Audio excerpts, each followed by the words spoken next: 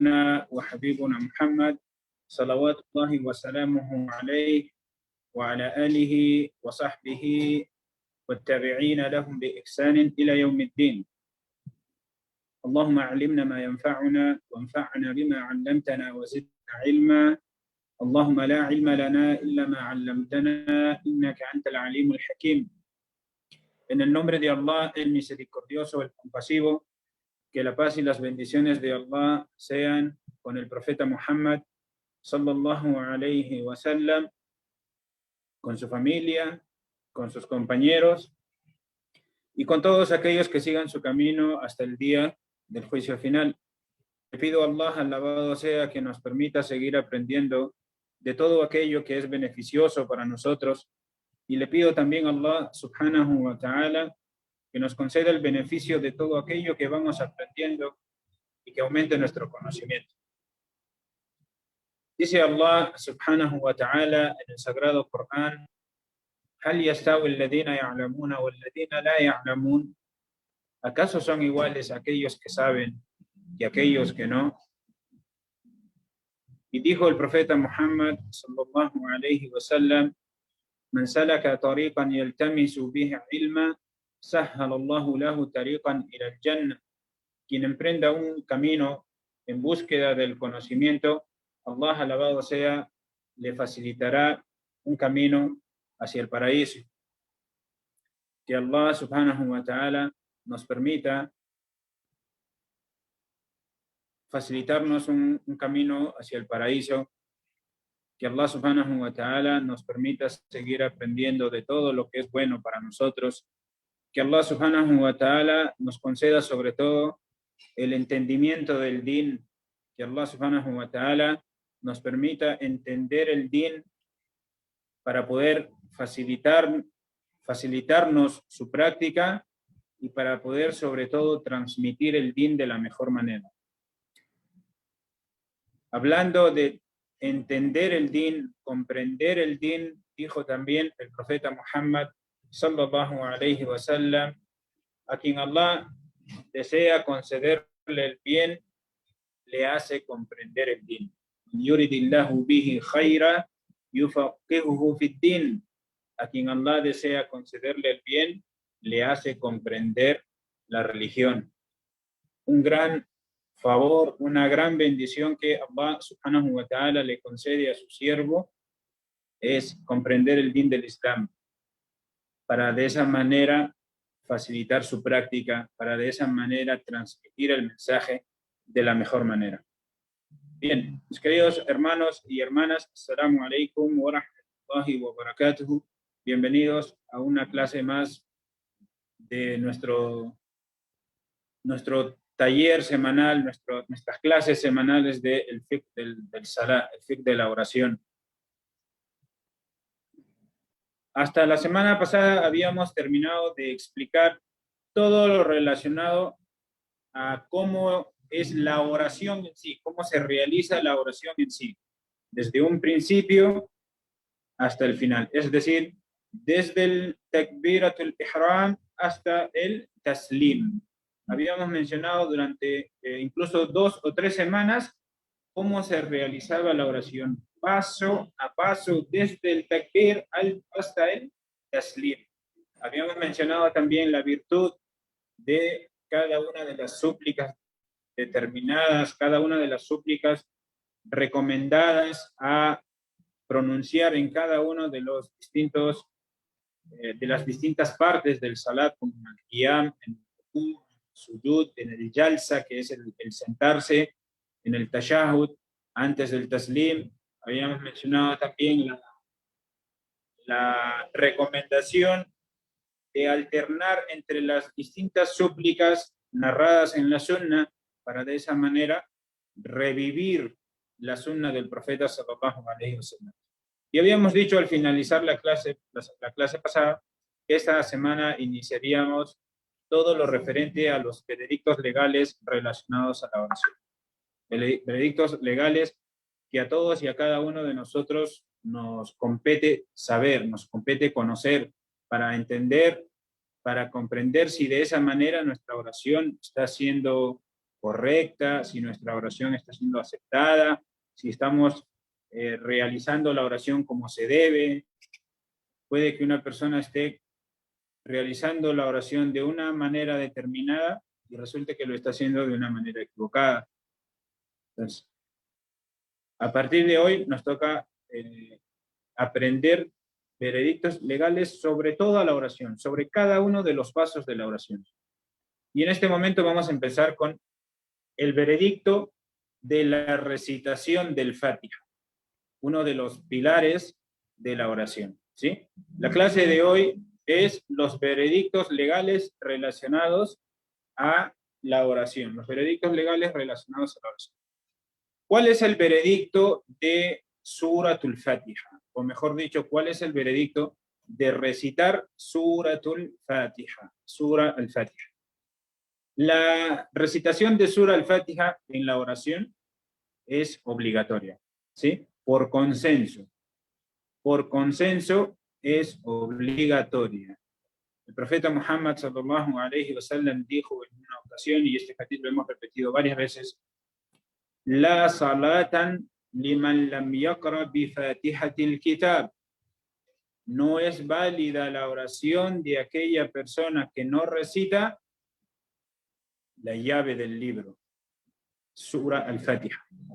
No importa que la persona sea imam o sea ma'mum.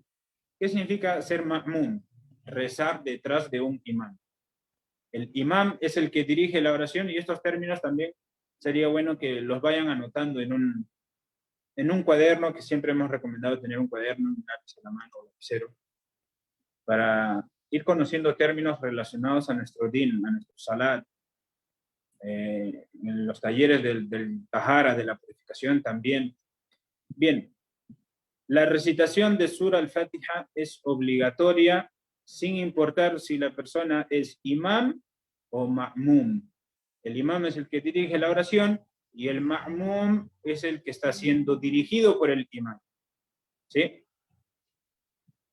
O ya sea incluso que rece solo. En los tres casos es obligatorio recitar Sura al-Fatiha. Si rezo solo, recito el Fatiha. Si rezo de imam dirigiendo a un grupo, debo recitar el Fatiha. Y si estoy rezando detrás del imam, a pesar de que el imam recita el Fatiha, yo también debo recitar el Fatiha. Ya sea que sea una oración en voz alta o sea una oración en voz baja. Ya sea una oración obligatoria o sea una oración voluntaria. En cualquiera de todos estos casos mencionados, recitar Sura al-Fatiha es una obligación. No por el hecho de que sea una oración voluntaria, la recitación del Fatiha se va a convertir también en un acto voluntario, no. La oración en conjunto es una oración voluntaria, pero la recitación del Fatiha, para que esa oración sea considerada válida, es obligatorio recitar Sura al-Fatiha. ¿Sí? Bien, en cada una de las rak'at debe recitar Sura al-Fatiha. Tanto así que si una persona reza el Fajr, en las dos rak'at debe recitar Sura al-Fatiha. Si una persona reza el Dhuhr, en las dos primeras rak'at, es decir, el Dhuhr, el Asr y el Isha, en las dos primeras rak'at debe recitar Sura al-Fatiha acompañada de otra sura, mientras que en la tercera y la cuarta debe recitar solo el Fatiha. De la misma manera en el Maghrib, en la primera y en la segunda recita el Fatiha acompañada de otra sura, y en la tercera raka recita solamente el Fatiha. Bien. Están exceptuados de esta obligación, de la obligación de recitar Sura al-Fatiha, aquella persona que se une al grupo de orantes, es decir, una persona llega a la mezquita y encuentra un grupo que está rezando la oración, ¿sí? Entonces, referente a esta persona está exceptuado la recitación de Sura al-Fatiha para la persona que se une al grupo de orantes, a la mitad de una raka. Por ejemplo, si obviamente si la persona llega a la mezquita y el imam está recitando Sura al-Fatiha, entonces debe recitar Sura al-Fatiha. Pero si la persona llega a la mezquita y el imam está en el rukú, entonces debe unirse al rukú. No tiene la obligación de recitar Sura al-Fatiha. La obligación de esta persona que acaba de llegar es unirse al imam, unirse a la oración en grupo en la posición que se encuentra. ¿Sí? Entonces, vuelvo a repetir, están exceptuados de la obligación de recitar Sura al-Fatiha aquella persona que se une al grupo de orantes a la mitad de una raka y no le alcanza el tiempo para recitar Sura al-Fatiha. Y también está exceptuado de esta obligación el ma'mum, la persona que reza detrás de un imam cuando el imam lo recita en voz alta. ¿Sí? Cuando el imam recita en voz alta, entonces no hay obligación del ma'mum de recitarlo también. Pero si el imam está rezando el Dhuhr, el Asr, entonces debe recitarlo también. O si son la tercera, ya sea del Magreb o de las demás oraciones, o la cuarta raka de las demás oraciones, entonces también tiene la obligación de recitar Sura al-Fatiha. Esto es en lo referente a si es una obligación o cuándo es una obligación recitar Sura al-Fatiha. ¿Sí? Por otro lado, quien no memoriza Sura al-Fatiha puede recitar lo que conozca del Corán. Y esta es una situación particular. Esta no es la situación de todos los musulmanes. ¿Sí? La situación de todos los musulmanes está basada en el principio legal que acabamos de mencionar, que es que todo musulmán debe recitar Sura al-Fatiha en su oración, en todas las rak'at. Sin embargo, si es una persona que aún no memoriza Sura al-Fatiha, si es una persona que acaba de aceptar el Islam, ¿cómo debe hacerlo? Entonces, en este caso, está exceptuado también la persona que no memoriza Sura al-Fatiha. Puede recitar lo que conozca del Corán en su oración.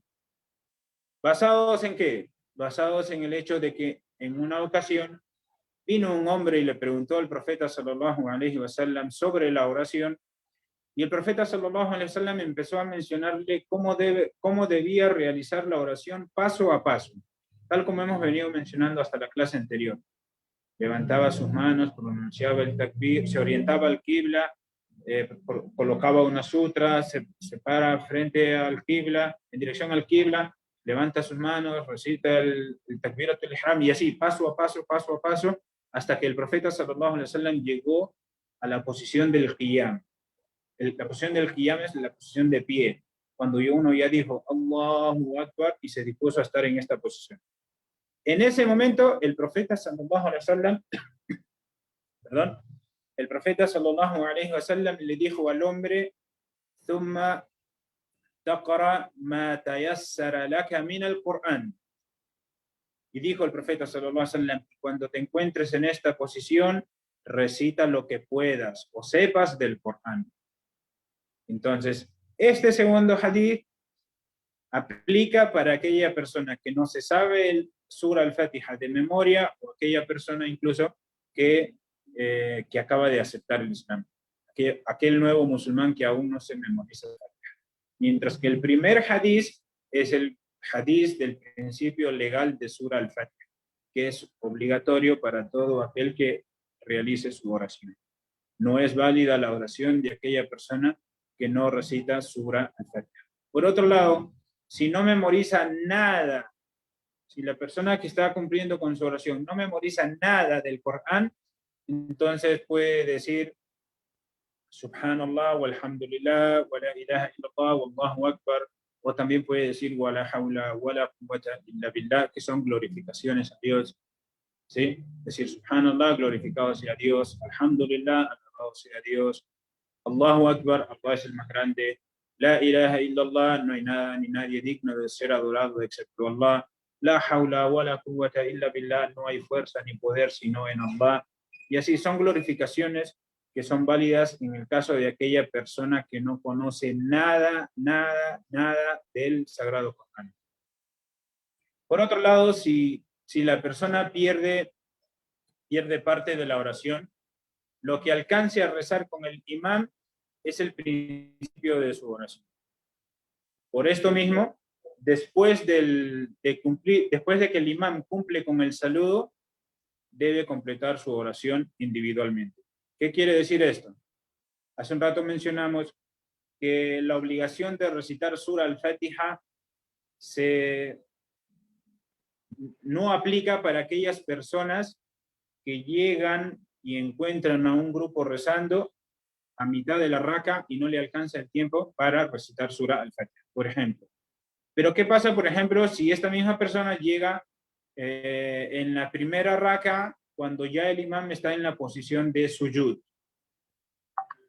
Esta persona ya perdió su primera raka. ¿Por qué? Porque el profeta sallallahu alaihi wasallam dijo en una ocasión: quien alcance el rukú habrá alcanzado el raka. Vuelvo a repetir, quien alcance el rukú, obviamente entre paréntesis el rukú del imam, habrá alcanzado la raka. ¿Sí?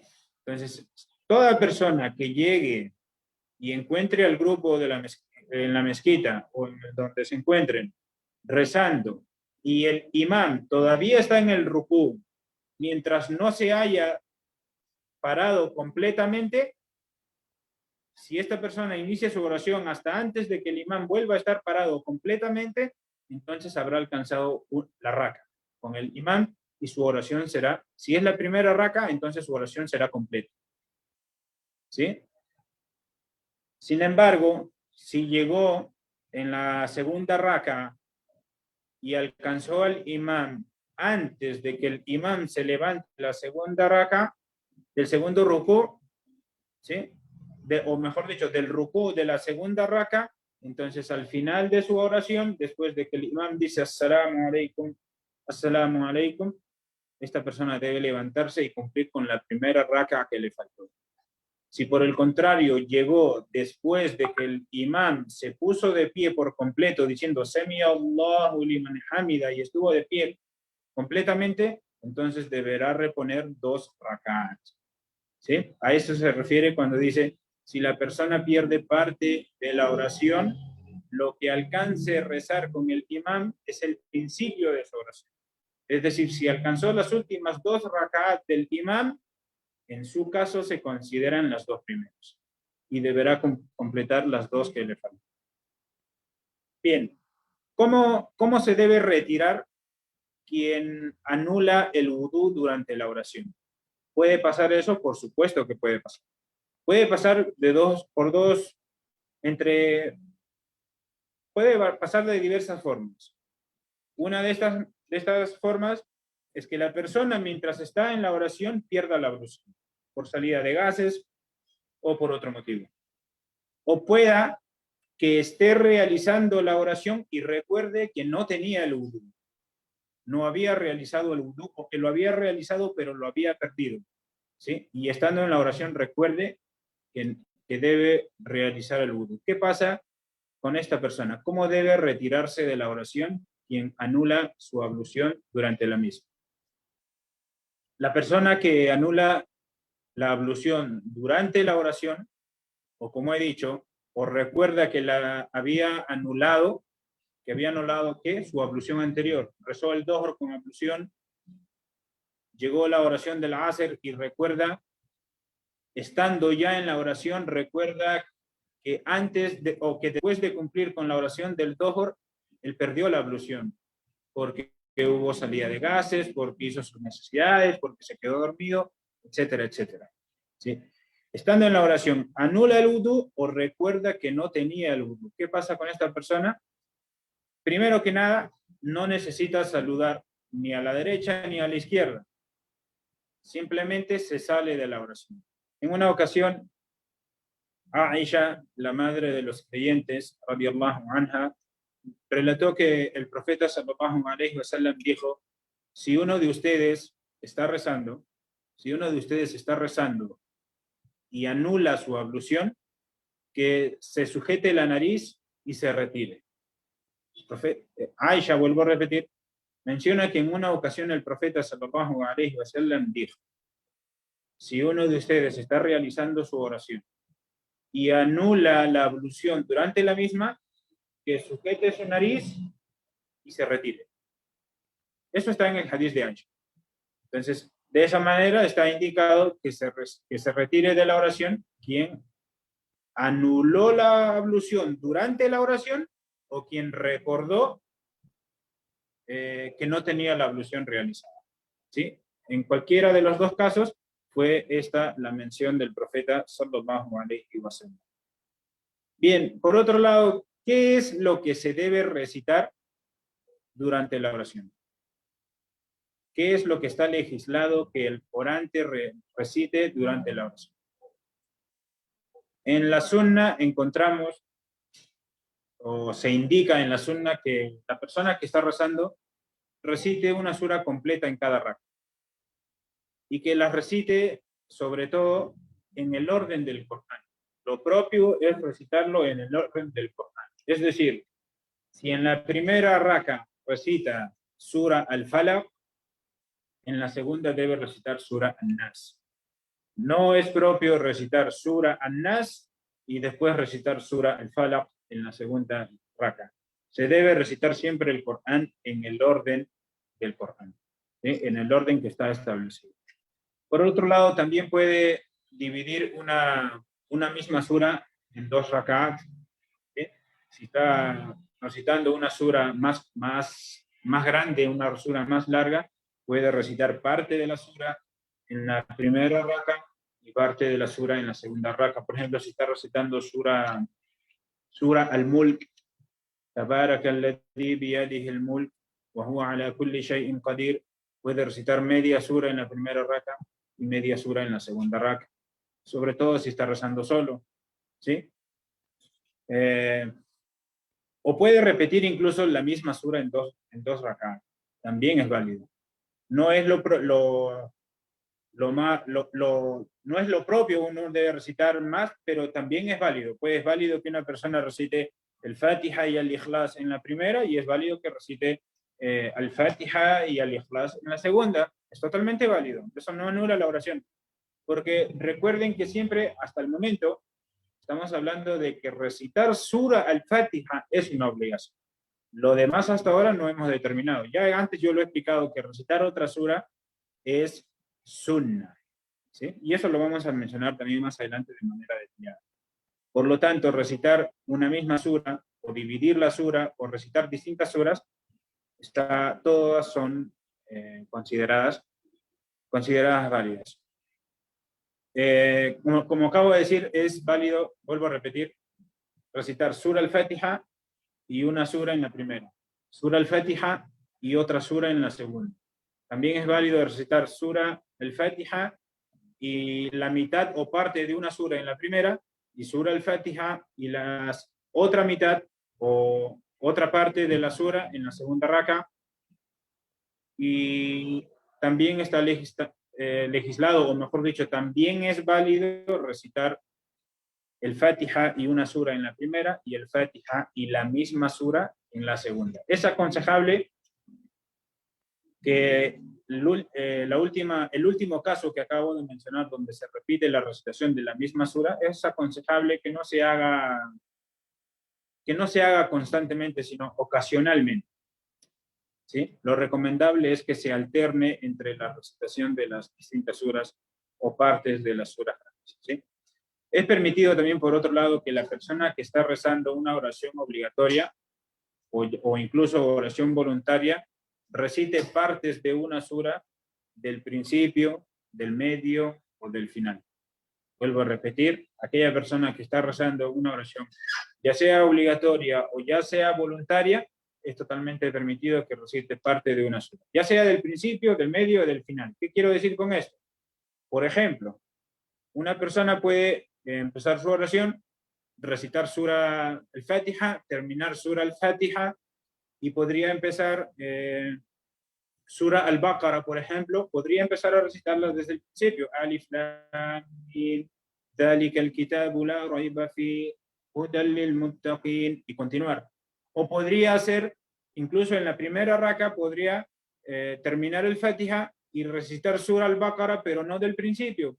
Pues, por ejemplo, quisiera recitar Ayatul Kursi, Allahu la ilaha illa huwa al-hayyul qayyum, y así. Puede elegir recitar del principio, del medio o del final, y también es totalmente permitido. o puede recitar del final, como acabo de decir. ¿Sí? Existen dos momentos de silencio durante la oración. Dos momentos de silencio durante la oración. ¿Cuáles son estos dos momentos? Dos momentos en los que la persona que está rezando hace un silencio. Está recitando y hace un silencio.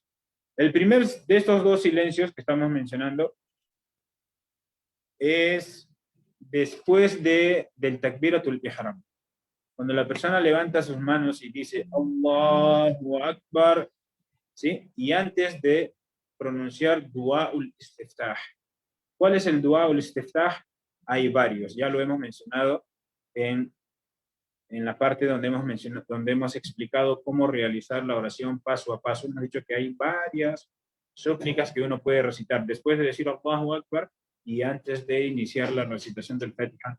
En nuestro caso hemos mencionado como 5 súplicas. La más conocida tal vez, Subhanakallahumma wa bihamdika, ¿sí? Entonces, el primero de los silencios que estamos mencionando es el silencio que el orante realiza después del takbir y antes de esta súplica. Es decir, empieza su oración, dice Allahu Akbar, se mantiene ahí y luego empieza Subhanakallahumma wa bihamdika, ¿sí? Subhanakallahumma wa bihamdika wa tabaraka ismuka wa ta'ala wa la ilaha ghayruk. Y empieza su recitación. Ese es el primer silencio de los dos que estamos hablando. El segundo silencio es después de finalizar la recitación y antes del rukú. Obviamente estamos hablando de que estos silencios son en un tiempo mínimo, no es un silencio prolongado. Termina la recitación y debe mantener un silencio de unos segundos y luego inclinarse para el rukú. Es lo que está mencionado en la sunna, ¿sí? Otros silencios, como el que hacen algunos imames, algunas personas que están dirigiendo la oración, para que los orantes lean el Fatiha. En algunas mezquitas, o valga lo volvemos a repetir, algunos imames, cuando terminan de recitar Sura al-Fatiha, por ejemplo, غير المغضوب عليهم ولا الضالين, termina el Amin y permanece en un momento en silencio. Después de ese momento viene la recitación de otra sura, al-Ikhlas, por ejemplo. ¿Por qué algunos imames dejan este tercer silencio entre el Fatiha y la recitación de otra sura? Para que las personas que están orando detrás de él tengan oportunidad de recitar Sura al-Fatiha. ¿Sí? Para que las personas que están rezando detrás de él tengan la oportunidad de recitar Sura al-Fatiha. ¿Por qué? Porque la persona que está rezando detrás del imam puede recitar el Fatiha junto con el imam o puede recitar el Fatiha después del imam. Entonces, sabiendo esto, el imam deja este pequeño tiempo en silencio para que las personas que están detrás de él puedan recitar el Fatiha, ¿sí? Sin embargo, esto que acabamos de mencionar no está del todo legislado en la sunna, no tiene un fundamento en sí, pero muchos lo dejan. Sin embargo, los que sí está legislado son el silencio después del takbir y el silencio después de la recitación y antes del rukú. Bien, ¿cuáles son las plegarias al principio de la oración? Las plegarias, o mejor dicho, o las súplicas, dicho de otra manera, las súplicas al principio de la oración son de 3 tipos. ¿Cuáles son estas? Digamos que la más noble, la más sublime de estas súplicas es aquella en la que se alaba a Allah subhanahu wa ta'ala, como aquella donde dice glorificado sea Allah, subhanallah, subhanallah. La segunda es cuando la persona menciona su adoración a Allah, como cuando dice dirijo mi rostro a Allah. dirijo mi rostro a Allah. O por ejemplo, también cuando es aquella súplica que está compuesta por un ruego a Allah, como aquella en la que la persona que está rezando suplica a Allah y dice, oh Allah, aleja de mí tal o cual cosa, ¿sí? Entonces, las súplicas al principio de la oración son de tres tipos. Las súplicas en las que están implícitas las glorificaciones a Allah, las súplicas en las que están implícitas la adoración a Allah, y las súplicas en las que está implícita el ruego a Allah, es decir, suplicarle algo a Allah, pedirle algo que la persona, que el orante necesita de su Señor. Esos son los tres tipos de súplicas al principio de la oración. Por otro lado, también tenemos el veredicto legal de retrasar una oración. ¿Es válido retrasar una oración o no es válido? ¿Qué pasa con aquella persona que retrasa su oración? El veredicto legal de retrasar una oración es que es totalmente ilícito. Es ilícito retrasar la oración obligatoria fuera de su tiempo prescrito. ¿Por qué? Porque Allah, alabado sea, dice en el Sagrado Corán, Inna as-salata kanat ala al-mu'minina kitaban mawquta.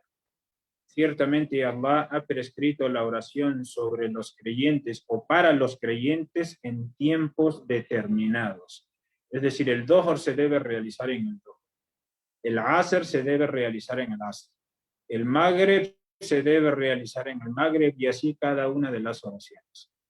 Es ilícito retrasar la oración obligatoria fuera de su tiempo prescrito.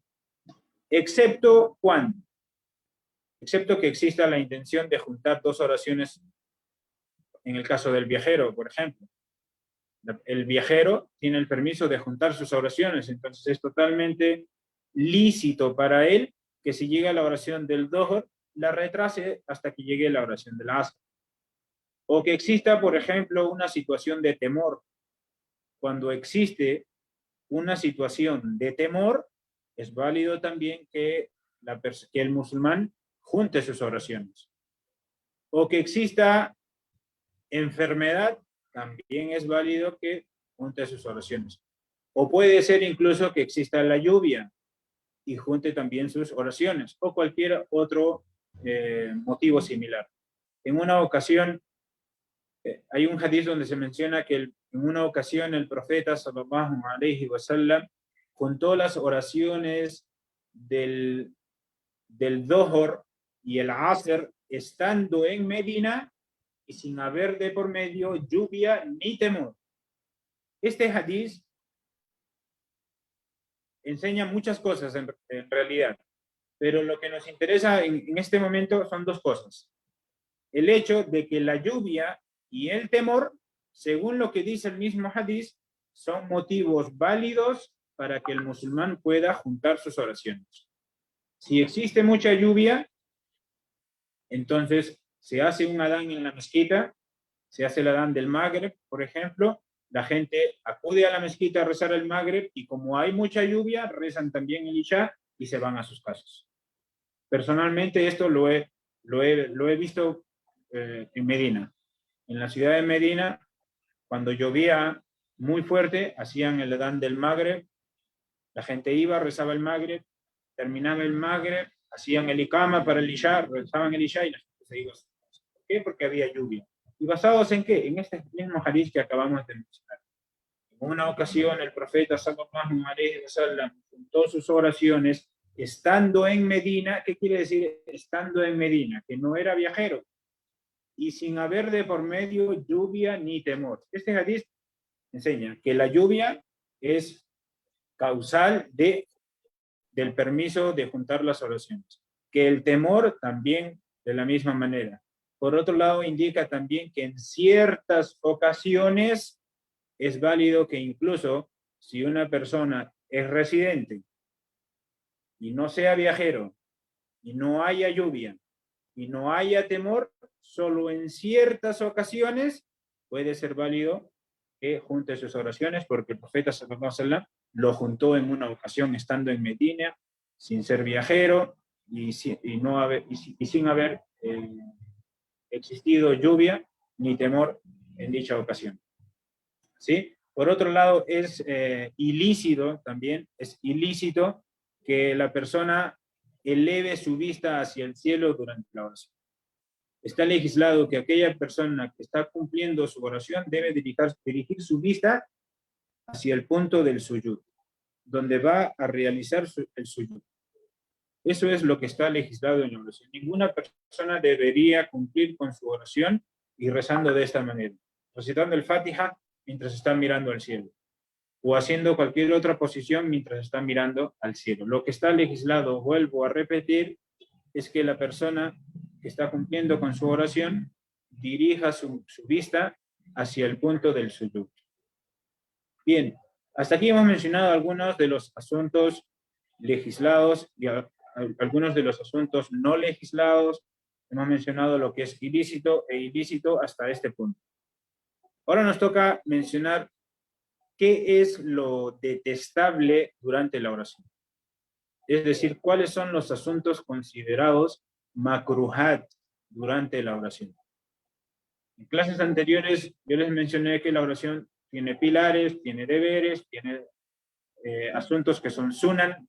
Sunan es el plural de sunna, y asuntos que son desaconsejables, que son detestables, hacerlos durante la oración. En árabe se conoce como makruhat. Todavía tenemos tiempo para avanzar en la clase todavía, así que continuamos. ¿Qué es detestable durante la oración? Durante la oración, primero, es detestable dirigir la vista en distintas oraciones. La persona que está cumpliendo con su oración no puede estar rezando, recitando el Fatiha y mirando para acá, a la derecha, mirando a la izquierda, mirando arriba, mirando abajo, mirando a la persona que está rezando a su lado, o mirando para atrás, etcétera, etcétera. No puede estar mirando en distintas direcciones.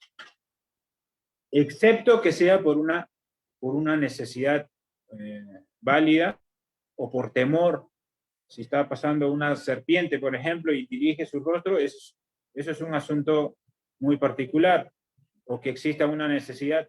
Son asuntos particulares que no forman parte de la regla, digamos, son las excepciones a la regla, ¿sí? Sin embargo, la regla indica que en el principio legal indica que es detestable, se considera makruh, dirigir la vista en distintas oraciones, en distintas direcciones, perdón. ¿Sí? ¿Hacia dónde debe dirigir su vista? Hacia el punto del suyud. Por otro lado, también se considera makruh, se considera detestable cerrar los ojos o cubrirse el rostro. Aquella persona que está cumpliendo su oración debe mantener los ojos abiertos, porque debe dirigir su vista hacia el punto del suyud. ¿Sí? O cubrirse el rostro. Se considera makruh cubrirse el rostro también o cerrar los ojos. Fíjense que estamos mencionando que todo esto se considera makruh. Y volviendo a los términos legales de la jurisprudencia islámica, ¿qué significa o qué implica que un asunto sea makruh? Implica que si se realiza, no hay pecado en ello. Pero si se deja, hay bendiciones en haberlo dejado. Si traemos ese mismo concepto a la oración, implica que si el orante realiza un acto considerado makruh, no está anulando su oración. Sin embargo, si deja ese acto, está mejorando su oración, está perfeccionando su oración. ¿Sí?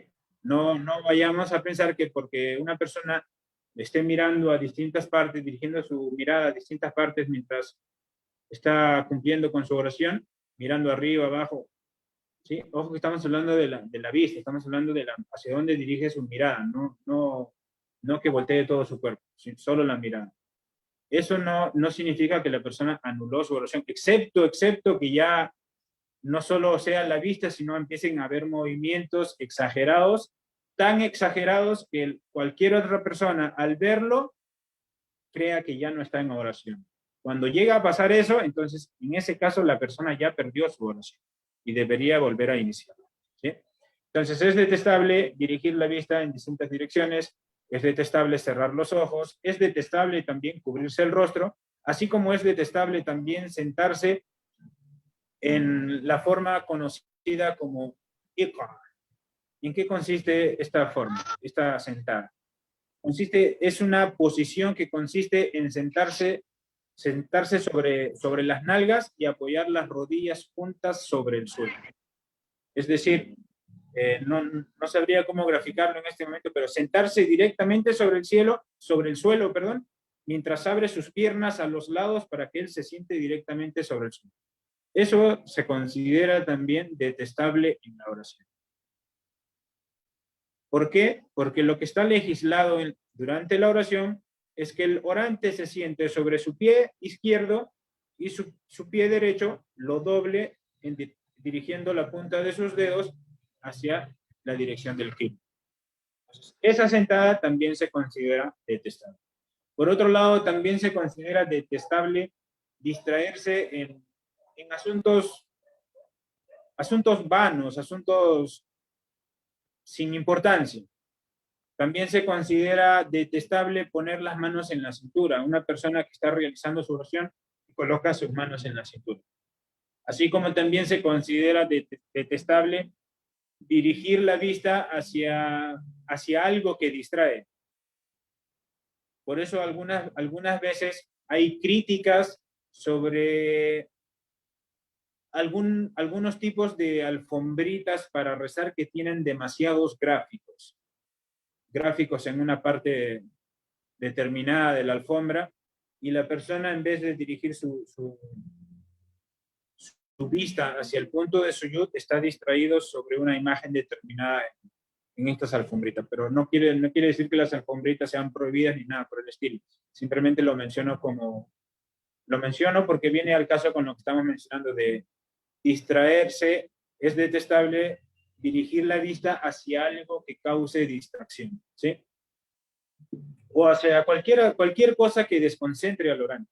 Si la persona está rezando en esta dirección y hay algo en esta dirección, a pesar de que está todo su cuerpo orientado hacia el qibla, su vista está distraída mirando algo que le distrae. Entonces siempre esto también se considera detestable, se considera makruh. Por otro lado, también se considera makruh apoyar los antebrazos en el suelo durante el suyud.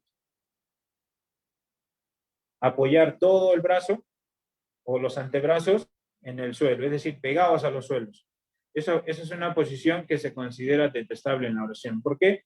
Porque cuando uno está en suyud, vamos a poner que aquí delante mío está el suelo, cuando uno está en suyud debe apoyar las manos levantando los codos.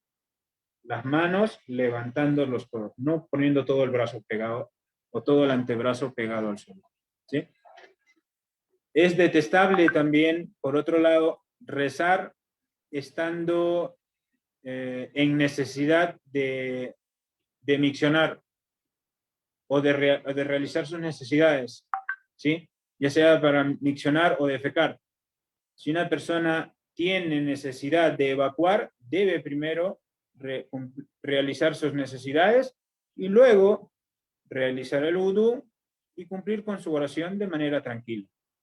Sin embargo, si lo hace, no anula su oración. Simplemente se considera makruh. Se considera makruh, vuelvo a repetir, ¿qué se considera makruh? Que la persona que estando en necesidad de evacuar, cumpla con su oración. Sin embargo, si lo hace, su oración es válida. O también se considera makruh que realice su oración cuando la comida ya está servida. Si la comida ya está servida, lo recomendable es que se dirija a comer y cuando haya terminado, que cumpla con su oración. Excepto, claro está, que haya retrasado su oración y el tiempo de la oración esté por terminar. En este caso, debe cumplir con su oración y luego debe consumir sus alimentos. Seguimos. Es detestable también, es makruh. Me gustaría que todo lo que estamos mencionando como makruh lo vayan anotando. Esto es makruh, esto es makruh, esto es makruh, porque de la misma manera vamos a ir mencionando también más adelante lo que es, estos son los pilares, y estos son los wajibat, y estos son los deberes, y estos son los asuntos que son sunan, recomendables a realizar durante la oración, y así, ¿sí? Es detestable también rezar con los brazos caídos a los costados, los brazos caídos a los costados, cuando lo que está legislado es rezar con las manos a la altura del pecho, ¿sí? ¿Es válido rezar así? Es válido, pero es considerado detestable. Es makruh, es detestable también cubrirse la boca o la nariz con un paño, como también es detestable arreglarse la vestimenta, arreglarse el cabello mientras uno está cumpliendo con su oración. Son actos que se consideran makruh. No es propio que aquella persona que está cumpliendo con su oración esté arreglándose la ropa o esté arreglándose el cabello, puede que esté rezando frente a un vidrio y vea su reflejo y vea que su cabello está despeinado y empiece a peinárselo durante la oración, eso se considera makruh, ¿sí? Y vuelvo a repetir, si ya sus movimientos son exagerados al punto en que si llega una persona y lo ve, considera que esa persona ya no está en oración. En ese momento, el orante perdió su oración. Los ulama siempre mencionan ese punto. Cuando se refieren, cuando le preguntan, ¿cuándo un orante ha salido de su oración debido a tanto movimiento? ¿Cuánto movimiento externo a la oración es válido que el orante realice durante la misma?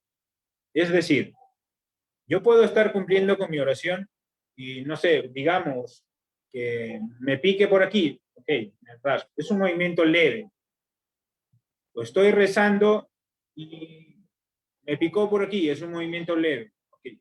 Pero si yo estoy rezando y estoy realizando movimientos, sí, movimientos exagerados, volteando mi rostro a la derecha, a la izquierda, mirando quién está atrás, todo eso, son movimientos exagerados. Bien, la pregunta que le hacen a los ulama, a los sabios del Islam es, ¿cuánto movimiento es permitido que el movimiento externo a la oración es permitido que el orante realice durante la oración? Es decir, ¿en qué punto ya se considera que el orante ya perdió su oración? Los ulama dicen en el momento en el que una tercera persona lo vea y consideren que esa segunda persona, que el orante, ya no está en oración. Si yo llego a la mezquita y veo a una persona que a pesar de que está de pie y en dirección al qibla, pero está realizando movimientos tan constantes, que yo llego a pensar, voy y le hablo porque considero que no está rezando, y en ese momento, a pesar de que esa persona crea que está rezando, ya perdió su oración. Esa es, digamos, más la medida para considerar o para aconsejar a un hermano o hermana si debe continuar o no con su oración. Bien, habíamos dicho también, es detestable cubrirse la boca o la nariz, como arreglarse el cabello o la vestimenta durante la oración. Recuerden que estos son asuntos, vuelvo a repetir, que son considerados makruhat. No anulan la oración, primero. Segundo, estamos hablando de situaciones normales. Pero, por ejemplo, nosotros en la actualidad estamos viviendo una situación muy particular, una situación donde la mayoría, o mejor dicho, todos, cuando salen de su casa tienen que vestir las mascarillas. Y hoy en día las mezquitas y todos los centros religiosos, como todos los centros, están limitados a un aforo determinado. Y en las mezquitas ya no se puede rezar, por lo menos por ahora, no se puede rezar una persona al lado del otro. Se debe rezar cumpliendo o respetando la distancia, lo que el protocolo indica, y además cada persona vistiendo sus implementos implementos de seguridad, llamémosle así, ¿sí? Entonces, en este caso, a pesar de que se considera makruh, Es totalmente válido que una persona al rezar rece con mascarilla. Es totalmente válido. Porque al fin y al cabo, tal como hemos venido diciendo desde hace unos minutos, estos son asuntos makruhat, que si una persona lo evita, gana bendiciones y mejora su salat. Pero si lo hace de esta manera, no anula su oración, no cae en lo prohibido. Esa es la diferencia entre lo que es makruh y lo que es prohibido, ¿sí? También es detestable bostezar durante la oración. Que una persona esté rezando y dice constantemente, ¿sí? Eso se considera también makruh. Así como también es makruh escupir en la mezquita, también. Y en este caso en particular sobre escupir en la mezquita es una falta. Es una falta escupir en la mezquita. ¿Por qué? Porque la mezquita es un lugar que merece que nosotros merece que nosotros lo honremos, un lugar a honrar por cada uno de nosotros los musulmanes. Entonces, escupir en la mezquita va mucho más allá de considerarse simplemente makruh. Es una falta, y la expiación que hay para aquella persona que escupa en la mezquita es tener que ir a limpiarlo, sí o sí, tener que ir a limpiarlo sí o sí. Por otro lado, no es lícito, y en esto aquí hay una diferencia, esto ya no es makruh, esto es haram, no es lícito, es ilícito, ¿sí? No es lícito escupir en dirección al qibla. Ninguna persona debería escupir en dirección al qibla. Debería evitarlo tanto como pueda. O sea, si realmente es una necesidad tener que escupir algo, debe hacerlo en una dirección que no sea la dirección al qibla. ¿Por qué? Porque el qibla, así como la mezquita, son algo que nosotros como musulmanes debemos honrar tanto como podamos. Por eso mismo, en algunos lugares se considera makruh que una persona sentada en la mezquita o en cualquier otro lado dirija sus pies hacia el qibla. Sin embargo, si lo hace, no está cometiendo nada ilícito, pero según la sociedad donde se encuentra, lo consideran makruh. Y eso puede ser válido porque hay un principio en la jurisprudencia islámica que dice al-ada muhakkam, que quiere decir la tradición, ya sea de una sociedad o de un pueblo determinada, es válida, o mejor dicho, tiene validez hasta cierto punto, ¿no? Si es algo que va contra el Islam, pues obviamente no se toma en cuenta. Pero si es una tradición que va con lo que el Islam enseña, entonces sí se considera, sí tiene validez. Entonces, si en un lugar determinado se considera que hacer una acción, a pesar de que el Islam no la prohíbe, se considera makruh, es mejor evitarla. Si uno va a un lugar donde los musulmanes consideran que sentarse de esa manera, con los pies al qibla, es makruh, entonces es mejor evitarlo para estar bien en comunidad, ¿no?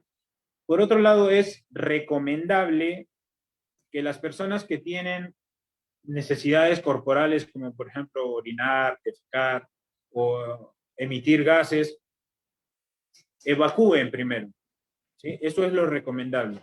Que evacúen primero, que luego hagan la ablución, que hagan el vudú, y recién entonces cumplan con su oración, ¿sí? Esto es contrario a lo que mencionamos hace un momento. Hace un momento dijimos que se considera makruh que una persona rece estando en esa situación. Lo recomendable que es que vaya, que evacúe, que realice la ablución y luego cumpla con su oración de manera calmada. Y si no cuentan, si la persona que va a cumplir con su oración no cuenta con agua para realizar la ablución, entonces ya sabemos que puede realizar el tayammum. Sin embargo, es mejor rezar reprimiendo las necesidades corporales, ¿sí? Si una persona cree que debe rezar de esa manera porque no tiene agua, tiene la opción de realizar el tayammum, ¿sí? Eso es siempre lo mejor.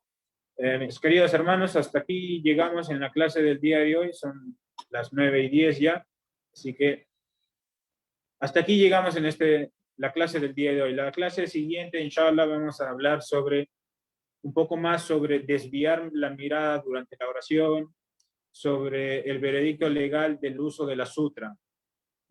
¿Cuál es el veredicto de utilizar una sutra durante la oración?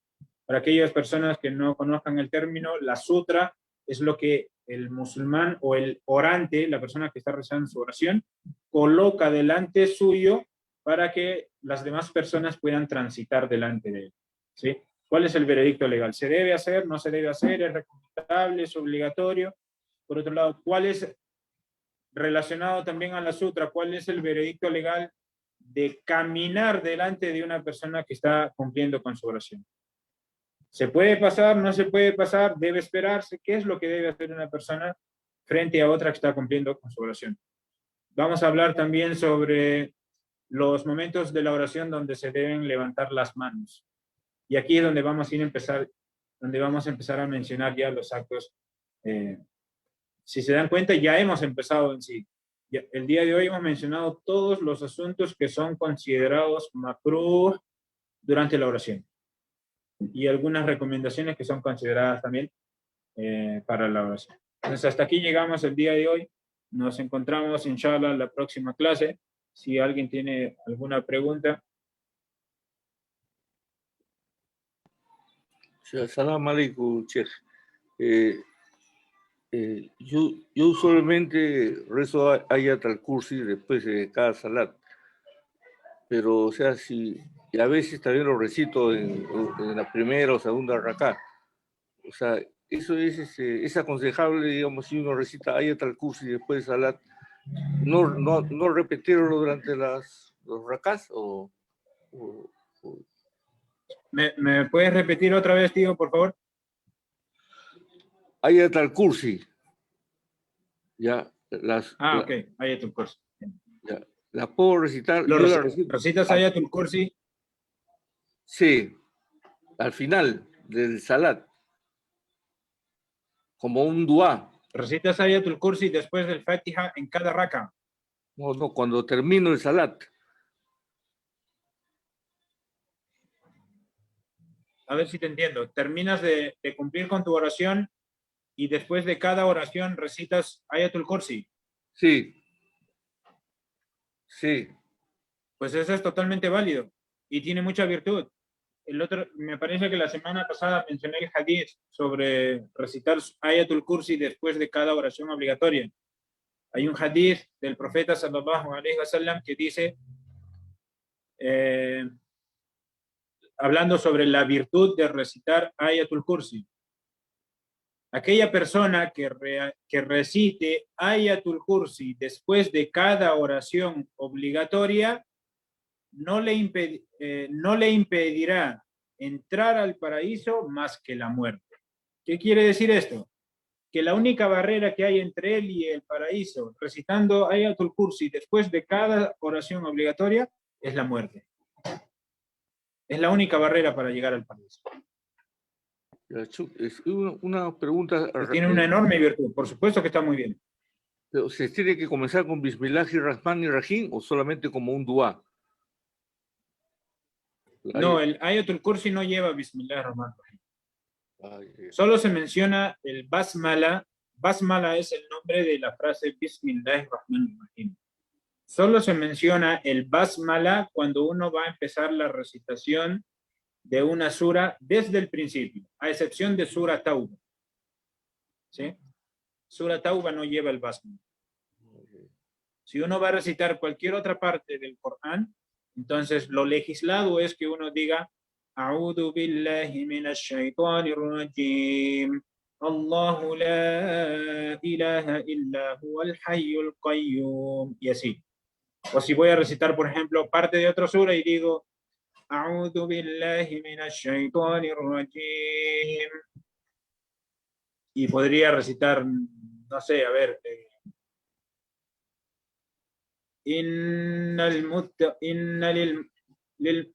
o podría recitar, no sé, vamos a dar un ejemplo con Sura An-Nas. A'udhu billahi minash shaitanir rajim.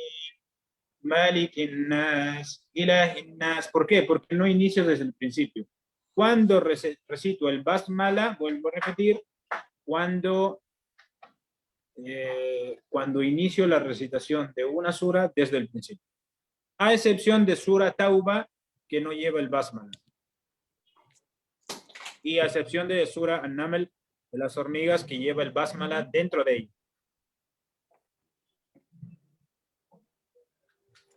Barakallahu.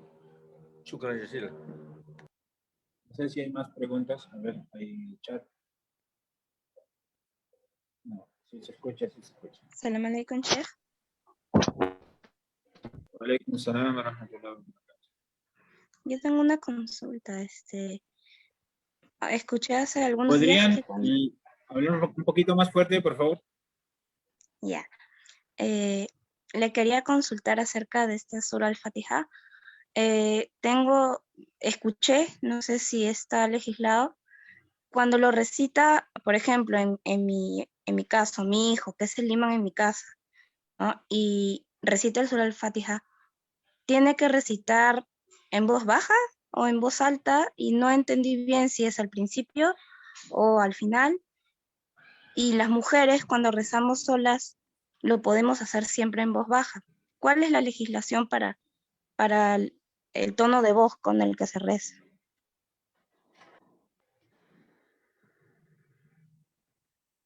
A ver si entendí. Lo que pasa es que se escucha bajito. La pregunta es sobre si se debe recitar sura al-Fatiha en voz alta o en voz baja para su niño, y lo mismo para usted. Sí, Bueno, primero que nada, recitar sura al-Fatiha en la oración es obligatorio. Eso no tiene duda, ya ha quedado claro. Recitarlo en voz alta o en voz baja, por ejemplo, está legislado en las oraciones, que hay oraciones donde la recitación es en voz alta, otras donde la recitación es en voz baja. Sin embargo, el hacerlo en voz alta o en voz baja se considera sunna. Recitar el Fatiha es obligatoria, pero en voz alta o en voz baja es sunna. ¿Qué quiere decir esto? Antes de responder concretamente a su pregunta. ¿Qué quiere decir esto? Que si una persona reza la oración del Dohor, la del mediodía, en voz alta, su oración es válida, porque está cumpliendo con la obligación que es recitar Sura al-Fatiha. Y puede que lo esté recitando en voz alta porque está dirigiendo en la oración a alguien que está aprendiendo y quiere que ese alguien aprenda. Entonces es totalmente válido. ¿Por qué? Porque, vuelvo a repetir, recitarlo en voz alta o en voz baja es sunna, se considera sunna. Sin embargo, si lo hace en voz alta, tal como hemos dado el ejemplo, si lo hace en voz alta en la oración del Dohor, su oración es válida, pero ha dejado de lado una sunna del profeta sallallahu alaihi wasallam en la oración. De la misma manera, si la oración del Magreb que es en voz alta, las dos primeras rakat, por lo menos, lo hiciera todo en voz baja, pero recita Sura al-Fatiha, su oración es totalmente válida. Simplemente que está dejando de lado el cumplimiento de una sunna, pero es totalmente válido. Dicho esto, lo legislado es que recite el Fatiha, pues es obligatorio en cada oración, voluntaria, obligatoria, sea en voz baja, sea en voz alta. Siempre va a estar correcto mientras lo recite. En el caso de la mujer igual, si está sola puede recitarlo. pero una vez lo vieron rezando, o sea, cuando recién estaba iniciando el salat, y me dijeron, dile a tu hijo que cuando haga su salat, las dos primeras raká los haga en voz baja y después ya lo puede hacer en cualquier tono de voz. Eso fue lo que me dijeron. No, pues eso no solo es incorrecto, sino que iría contra lo que está legislado, porque lo que está legislado es que se haga en voz alta en las dos primeras y en voz baja las demás. Aconsejar que se haga en voz baja las primeras y en voz alta las demás va contra lo que está legislado. Jazakallah khair. Oye, creo que la hermana Elisa tenía una pregunta. Y levantar la mano. Según la sunna, ¿en qué momento se recita Ayatul Kursi? Ayatul Kursi se recita en la pregunta de la hermana Imán. Ayatul Kursi estaba mencionado, acabo de mencionarlo en el hadith, respondiéndole al tío Yusuf, está legislado recitarlo después de cada oración. Está mencionado en los hadithes sahih. Quien recite su Ayatul Kursi después de cada oración maktuba, es decir, después de cada oración prescrita, obligatoria, no le impedirá entrar al paraíso más que la muerte. Vuelvo a explicar, es decir, la muerte es la única barrera entre él y el paraíso, si es que es constante al recitar Ayatul Kursi después de cada oración obligatoria. Dentro de la oración, puede recitarlo cuando uno guste.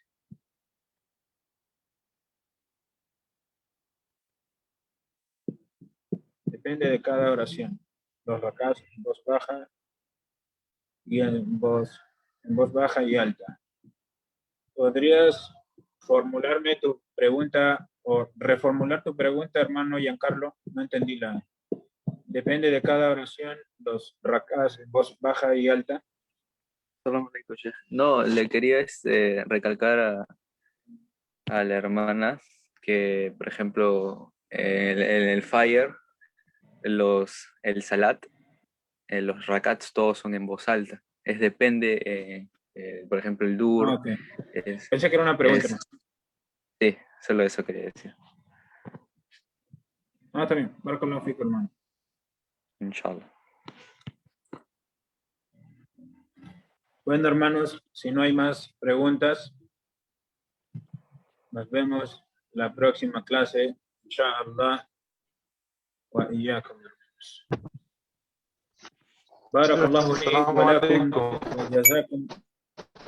Wa alaikum assalam wa rahmatullahi wa barakatuh. ¿Alguna pregunta antes de terminar?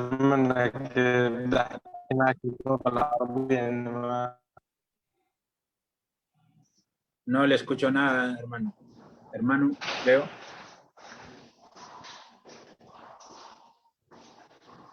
Salam wa rahmatullahi wa barakatuh.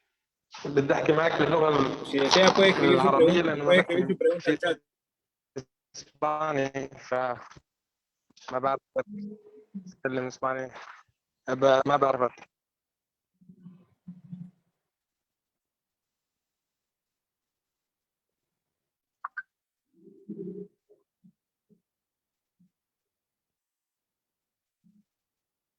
Si es que hay alguna pregunta, pueden escribir las preguntas al chat si el audio no está bien, por favor.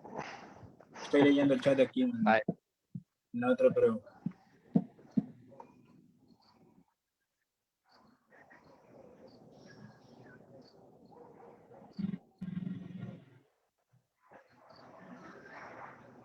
ممكن أسألك باللغة العربية؟ ما بحكي كثير. Hermano, hermana, quien esté hablando, que no alcanzo a leer bien el nombre.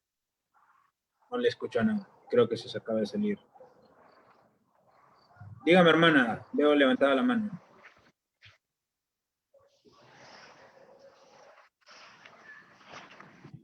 Sheikh, le quería consultar. También una vez le vieron a mi hijo rezando y me dijeron, dile a tu hijo que la basta de su pantalón debe estar sobre su tobillo. Eso es correcto. No solamente para la oración, sino siempre. El musulmán no debería extender su ropa por debajo del tobillo. Pero por lo menos para la oración debería ser. Ya se haga la jair, hermano. Bien, hermanos. Creo que el otro hermano que quería hacer preguntas, igual volvió a ver.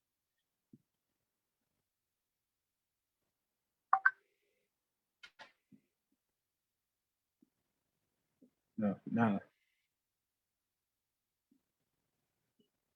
Bien. ¿Alguna pregunta? Nada. Pueden preguntar al chat, hermanos. Pueden escribir sus preguntas al chat. Si es que su audio está malo.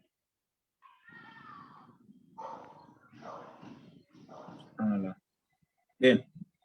بارك الله لي ولكم وجزاكم الله خيرا والسلام عليكم ورحمة الله وبركاته. Inshallah nos vemos la próxima clase.